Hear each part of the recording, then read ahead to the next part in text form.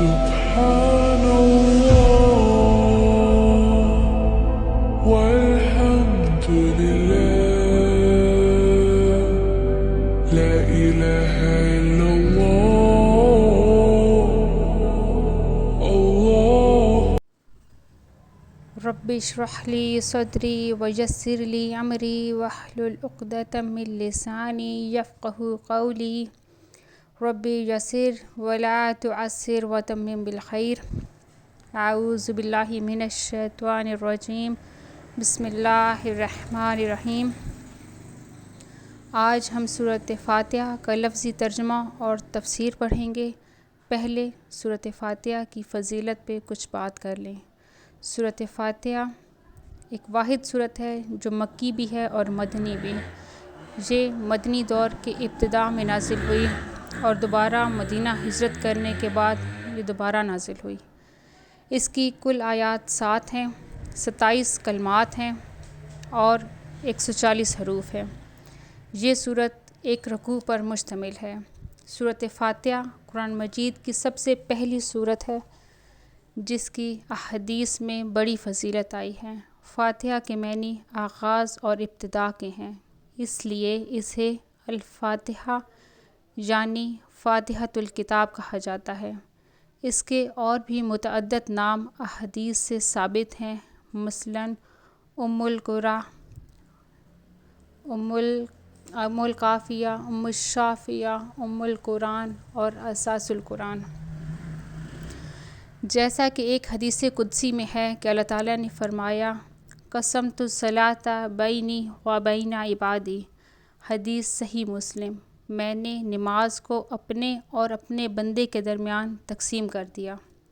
مراد سورۃ فاتحہ ہے جس کا نصف حصہ اللہ تعالیٰ کی حمد و ثنا اور اس کی برکت، اس کی رحمت کو بیان کرتا ہے، اور نصف حصہ دعا اور مناجات ہے۔ نماز میں اس کا پڑھنا نہایت ضروری ہے، چنانچہ نبی کریم صلی اللہ علیہ وآلہ وسلم کے ارشادات میں اس کی خوب وضاحت کر دی گئی ہے۔ فرمایا لا صلاۃ لمن لم یقرأ بفاتحۃ الکتاب، صحیح مسلم و صحیح بخاری۔ اس شخص کی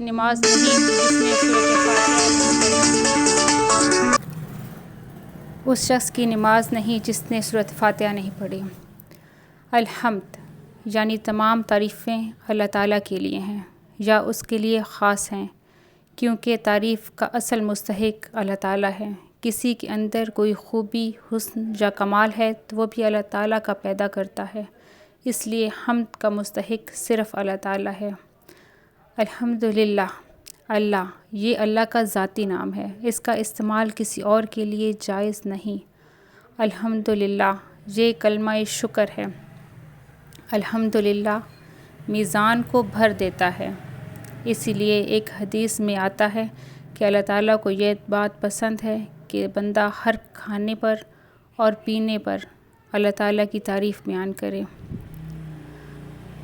رب العالمین، رب اللہ تعالیٰ کے اسماء الحسنی میں سے ہے۔ اس کے معنی ہے ہر چیز کو پیدا کر کے اس کی ضروریات مہیا کرنے اور اس کو تکمیل تک پہنچانے والا۔ عالمین عالم کی جمع ہے۔ رب العالمین تمام جہان، تمام مخلوقات کی ضروریات کو ایک دوسرے سے مختلف ہیں، لیکن رب العالمین سب کی ضرورتوں کو پورا کرتا ہے۔ الرحمن الرحیم، بہت مہربان، بہت رحم کرنے والا۔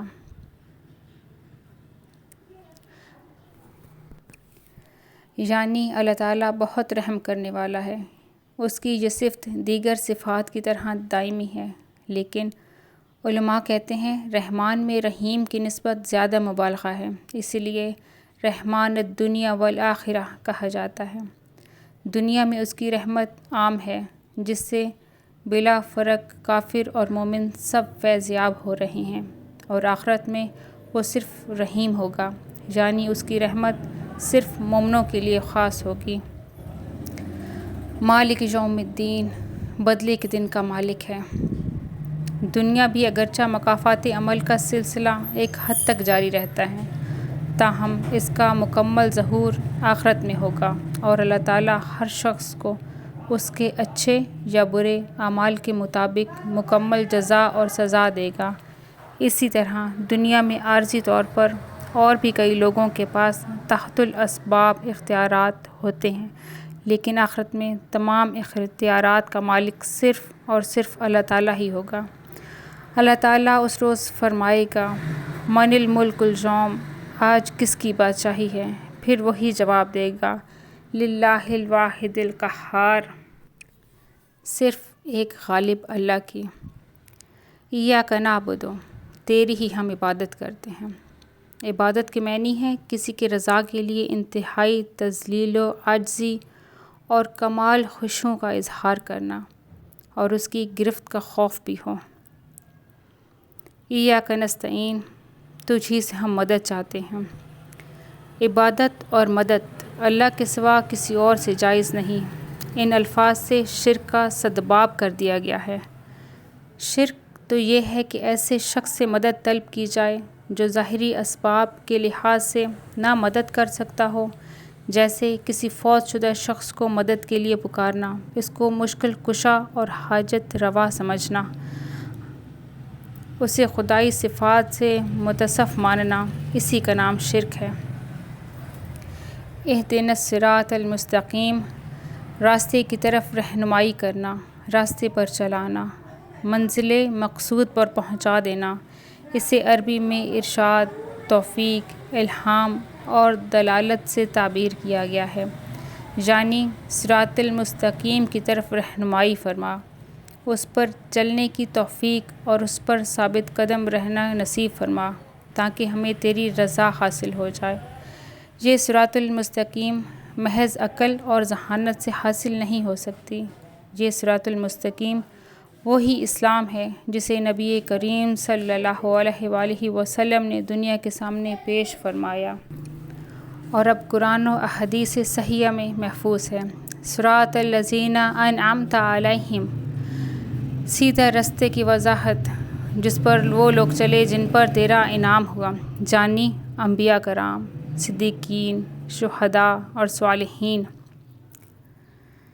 اس آیت میں یہ بھی وضاحت کر دی گئی ہے کہ انعام یافتہ لوگوں کا یہ راستہ اطاعت الہی اور اطاعت رسول ہی کا راستہ ہے، نہ کہ کوئی اور راستہ۔ مغضوب علیہم، جن پر اللہ کا غضب ہوا، اس سے مراد یہودی، اور ولاضالین سے مراد عیسائی ہیں۔ اب اس کا لفظی ترجمہ دیکھ لیتے ہیں۔ الحمد، سب تعریفیں، سب شکر۔ اس کے شروع کا ال کسی بھی نکرہ کو معرفہ بنانے کے لیے استعمال کیا جاتا ہے۔ للہ، اللہ کے لیے ہیں۔ یہ شروع کا لل اس کا مطلب ہے کے لیے، سب تعریفیں اللہ کے لیے ہیں، رب العالمین، جو تمام جہانوں کا پالنے والا ہے، الرحمن، بہت مہربان، الرحیم، بہت رحم کرنے والا ہے، مالک یوم الدین، بدلے کے دن کا مالک ہے۔ ایاک نعبد، تیری ہی ہم عبادت کرتے ہیں۔ نعبد میں نون کا مطلب ہم ہے، تیری ہی ہم عبادت کرتے ہیں۔ وایاک، اور تیری ہی، تجھی سے، نستعین، ہم مدد مانگتے ہیں۔ اہدنا الصراط المستقیم، ہمیں ہدایت دے سیدھے رستے کی طرف۔ صراط الذین، رستہ ان لوگوں کا، انعمت، انعام کیا گیا، علیہم، ان پر، غیر المغضوب علیہم، نہ کہ جن پر غصہ کیا گیا، ولاضالین، اور نہ ہی گمراہوں کے رستے پر۔ صدق اللہ العظیم۔